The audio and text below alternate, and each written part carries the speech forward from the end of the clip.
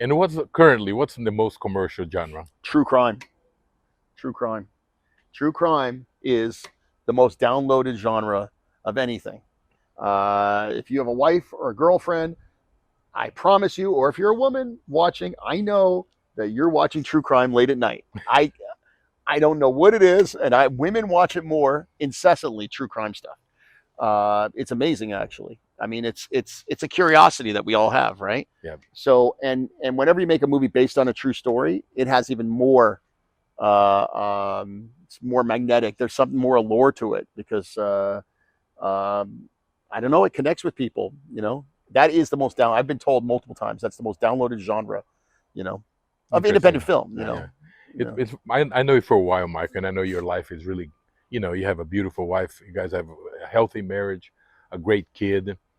But what was the most difficult moment of your life, if you had any?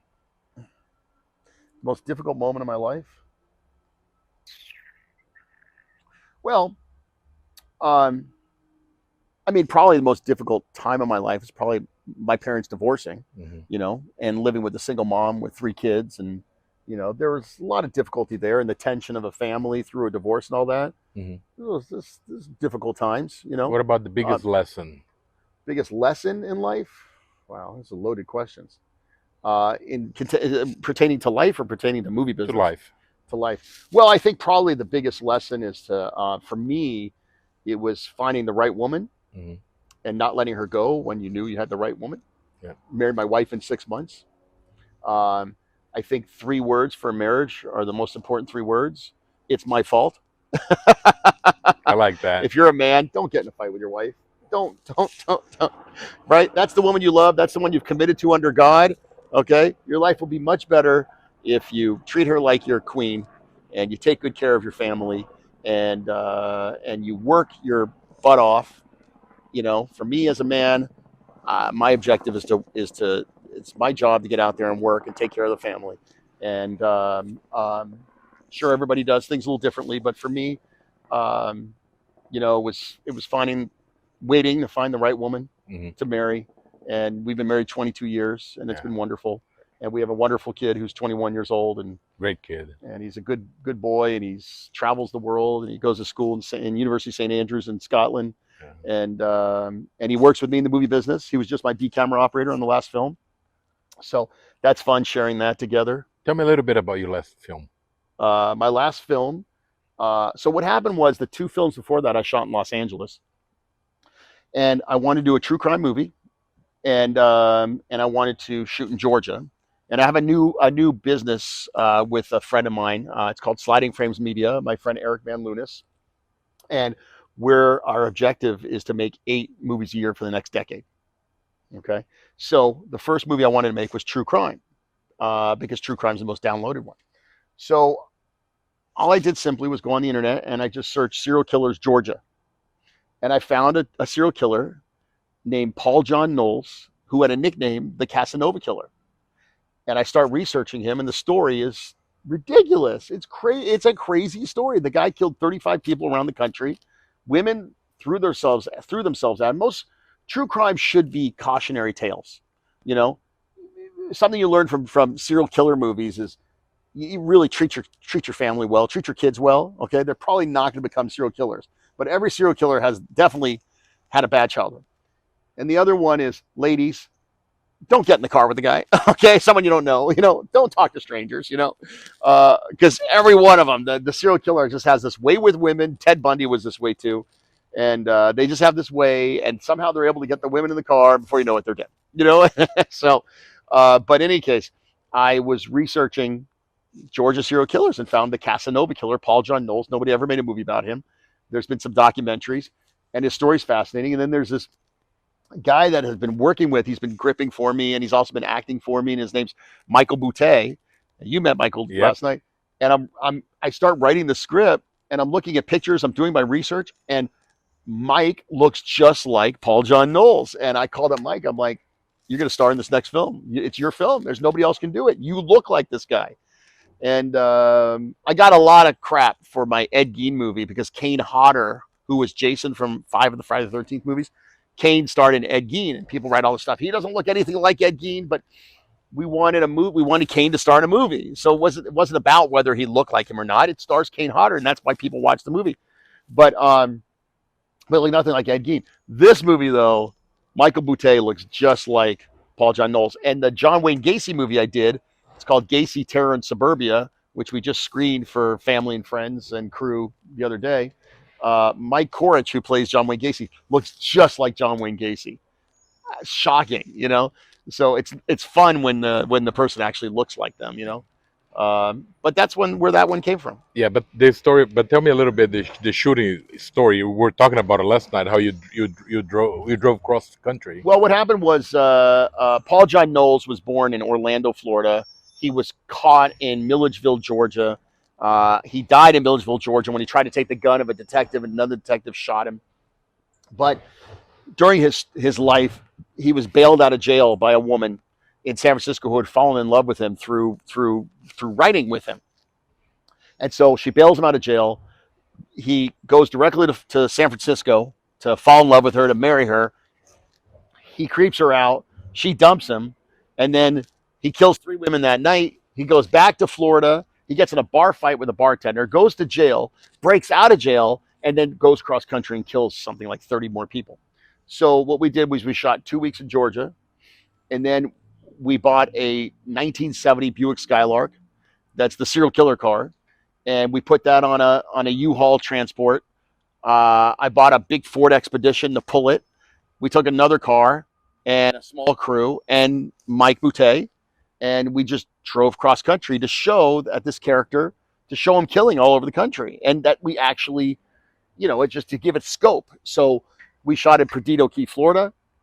We shot in the French Quarter of New Orleans, right on the streets with cameras, with lights and everything. Cops drove by us at least 10 times, could care less, because we're just not drunk on the streets. We shot we shot in Henderson, Louisiana, at Pat's Fisherman's Wharf, which was a place I had known of that's got a great 70s look. We shot amongst oil refineries in Houston.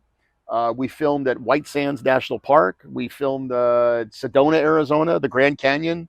My friend in Boulder City, Nevada, has a museum called Tom Devlin's Monster Museum, and we filmed at his place.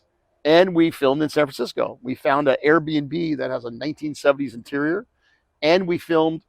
We found this great viewing point at the Golden Gate Bridge, and we filmed the scene there at the Golden Gate Bridge with the bridge in the background. It was beautiful. And then we shot Fisherman's Wharf, and we shot a scene on a trolley, literally on a trolley going up and down the hills.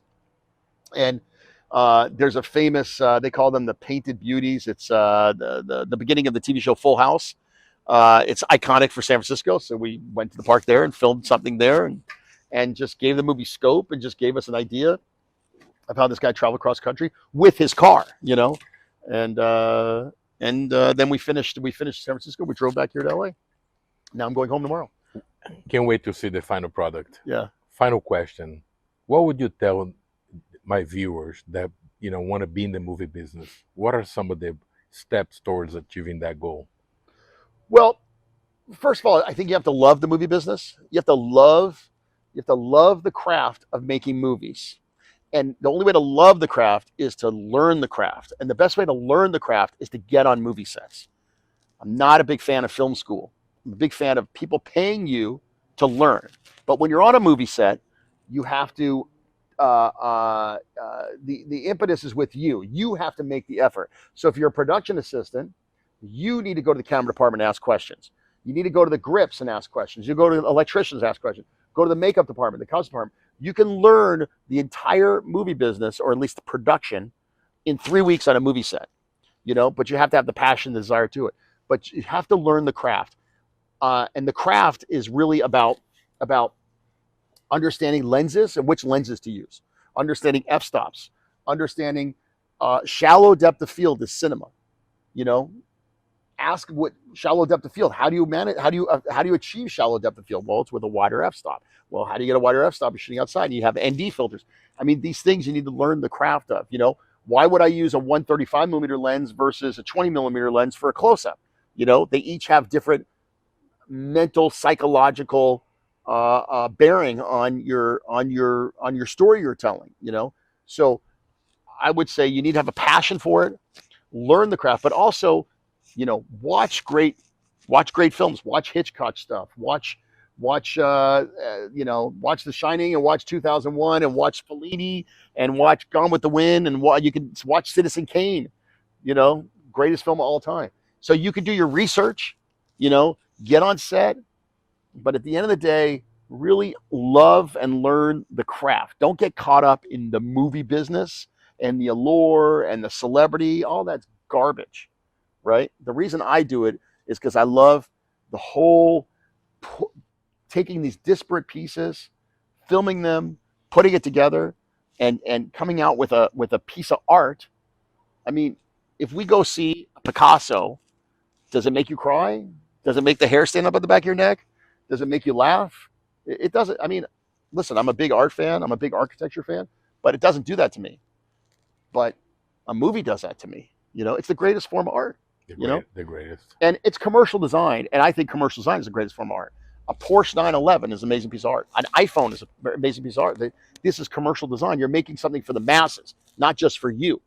So when you're making something for the masses, you have to learn how to manipulate them through this collection of shots and lenses and actors and everything you're using. I highly advise people to edit also. Honestly, I never edited a movie until last year, right? I've made all these movies. I've directed 75 movies, and I always hired editors. I would oversee them. I would give them notes. But I didn't actually do the physical editing until last year. And now I'm like, you're not a filmmaker unless you're editing too, because production is all about collecting data for one person, generally one person sitting in a room by themselves in the dark, and it's pretty darn exciting to be that one person that pieces it all together, because that's where it comes to life. You can make actors look great or make them look terrible. You can make scenes, you can make that's, and I also advise people to write. I didn't know I could write a script. I've written over 50 scripts, but I didn't know I could write a script until somebody said, I want you to make a movie. I'm like, do you have a script? They said, no. And he said, do you have a script? I said, no. And he goes, write a script. I wrote a script in 3 days. I didn't know I could write. Scripts are basically short stories. If you condense them down into a book, it's only gonna be like 30 pages. That's it. It's not that hard to do. And with word processing, you just vomit on the page, move things around, read over it, move things around again. I mean, Shakespeare couldn't do that, writing is not that hard. Typing, learn to type, right? Best class I had in high school was typing, because I can type as fast as I think. And so it makes writing easier, because when you're writing, you become the characters. And the faster you can type, the faster you can get those thoughts out and get them on paper, But even if you're having writer's block, just write anything. Just like I said, throw up on the page, So learn to write, learn the craft of film, and learn to edit. DaVinci Resolve is basically free. It's like one of the best nonlinear editing programs out there. You could buy a $300 editor piece of hardware, and they'll give you the program for free. So learn how to edit, because it's the whole process that's exciting, and it's the craft.